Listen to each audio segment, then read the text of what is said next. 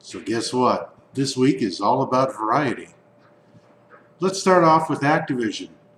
We've got a CEO orchestrating a fake fire drill to hack his own employees' PCs. And the mythical GTX 670 becomes a reality and Diablo 3 launched. Kinda. First off, let's talk about Activision. I can care less about them or Infinity Ward. Activision is no friend to the budget-minded gamer, and it's in my opinion that they have the worst value for the buck in the gaming industry. They make EA look like Valve. So it's no surprise that the news that comes out of the company revolves around sleazy hijinks. First we hear about Jason West and Jason Zampanello conspiring with the enemy, aka EA. And now new evidence has come out that their PCs were hacked in order for Activision CEO Bobby Kotick, or whatever the hell his name is, via a fake fire drill. Really? They were his employees, right? Why all this spy stuff? The last time I looked at employment law, my boss can look at any piece of company property he wants. That includes PCs, email, files, voicemail, etc. I guess game publishers have different rules, so they don't have to resort to all this nonsense. Or maybe they do. I don't know. Sounds kind of stupid. Here's a tip. If you're looking for another job, don't use your current employer's stuff to do it, morons. This isn't news, it's just stupid. Moving on.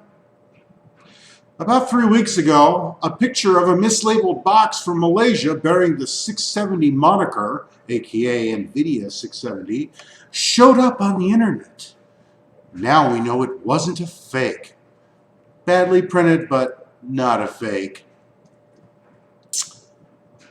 Basically, it's one step down from the GTX 680. The 670 is causing quite a stir and apparently making AMD's bad day just a little bit worse. We all know the entire chip industry engages in the practice of binning, which is simply making the same chip and choosing the best ones for their premium offering and grading the rest for the mid-level and budget parts. This is the story of the GTX 670, which is basically a less than perfect 680, but with most of the goodies left intact. Okay, I'm going to do a little reading here. Please bear with me.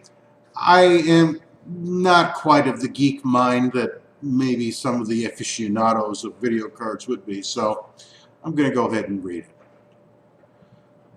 Please note, these are official NVIDIA specs, so I don't care about what all the sites say. This is the stuff off their site. So, here we go. GTX 670, here we go.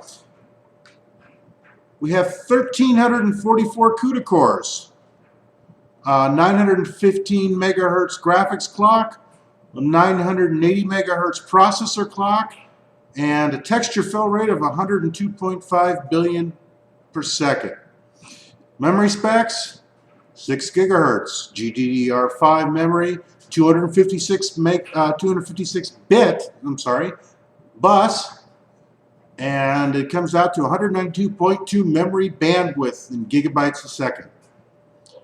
The GTX 670 is 9.5 inches long, 4.4 inches high, and it takes up 2 slots. Thermals, 97C.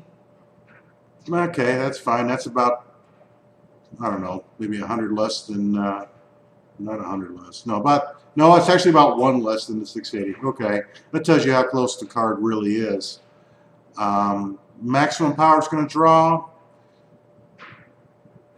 about 170 watts maximum. Power supply, they're saying a 500 watt minimum power supply, and it uses 2 6-pin power connectors. 680, there's the difference, the CUDA cores. Instead of 1344, we got 1536. Base clock, basically a little over a gigahertz. The boost clock, basically 1.05. So yeah, whatever. Texture fill rate, okay, that's a little higher too. We had 102.5 on the 670. We got 128.8. Memory specs, same 6 gigahertz memory speed. Same 2 gig of memory, by the way. Both cards have 2 gig of memory. 256-bit GDDR5, so same bandwidth there. And again, 192.2 memory bandwidth gigabytes per second. This card, the 680, is 10 inches long, so about a half inch longer than the 670. 4.3, so same height, dual slot.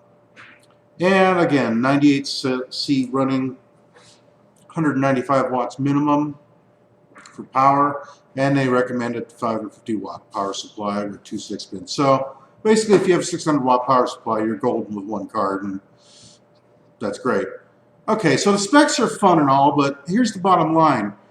You've got the same amount of memory, the same amount of memory bandwidth, support for 3 SOI across both cards, and the same 6 gigahertz memory clock. Oh yeah, and the power requirements, actually they're a little better in the 670, but still pretty close. It's kind of similar to the 580 versus the 570, except that this card can actually give an AMD 7970 a run for its money. In some cases, actually trounces it, and for roughly the same price. Now, the 680 is supposed to list for about $500, the 670 for about $400. Of course, the wrench thrown into the mix is the spotty availability of the cards, which, according to the law of supply and demand, makes it seem reasonable to sell them above MSRP. Reasonable to some, not to me. I'll just wait for the 28 nanometer process to finally catch up to the demand, thank you. Still, great card, and you know, according to PCPer and Hard OCP, they've been on top of the 670 story, and of course the 680 as well, since launch. So I'll direct you to their links at the bottom of my little page here for all the little specs on that. They've done a heck of a lot more work than I could ever do, so props to them for that. Now, oh, look at this, just in. Apparently, EA is having a sale on Battlefield 3. That's interesting. Just for the weekend, but the game's being offered itself, be it Battlefield 3, for $39.99, which was about the same price you paid if you had the pre-order on it, unlike Activision, which never does a deal on pre-order, but that's another issue entirely. Anyway, $39.99 for the game, and the shortcut bundles look to be about 40 to 50% off. I guess the shortcut kits weren't selling very well, I hope. Finally, the biggest news of the week is Diablo 3. It launched. Whoopee! With great anticipation, scores of salivating fans rushed to collect on their pre-order premiums and found disappointment. Well, hey, I want to play the game too. You know how much I'm into co-op, and this game has as good a potential for it as Dungeon Siege 2 did. Okay, I know Diablo 3 and Dungeon Siege 2 are basically the same genre, but not really the same thing. I don't care. I love the genre, but I also love co-op. You know, I'm not that introverted, but whatever. But anyway, Activision launched it on the 15th, and to high anticipation and high hopes, and you know, leave it to Activision Blizzard to screw it up. Yes, they did it. Launch day was an exercise in futility, and thousands were left staring at an error screen because the game servers weren't up to the task. Epic fail. Look, it wouldn't be the first time that an anxiously awaited title fell flat on its face. Think back a few months to the Battlefield 3 launch and you'll see my point. The problems with this launch are the same that have plagued the game industry since its inception. Simply put, careless planning, sloppy execution. Considering that popular games tend to be a niche market with easily obtained metrics, there's no room for the excuse of the overwhelmed. If this sounds like it's something straight from my blog post, it is, but it's worth saying out loud. Anyway, I can't think of any popular platform title that didn't have huge glitches on launch day in the past decade. I suppose developers and publishers aren't students of their own history. In the end, that kind of carelessness usually translates into avid fans wondering what their pre-order premiums really bought them.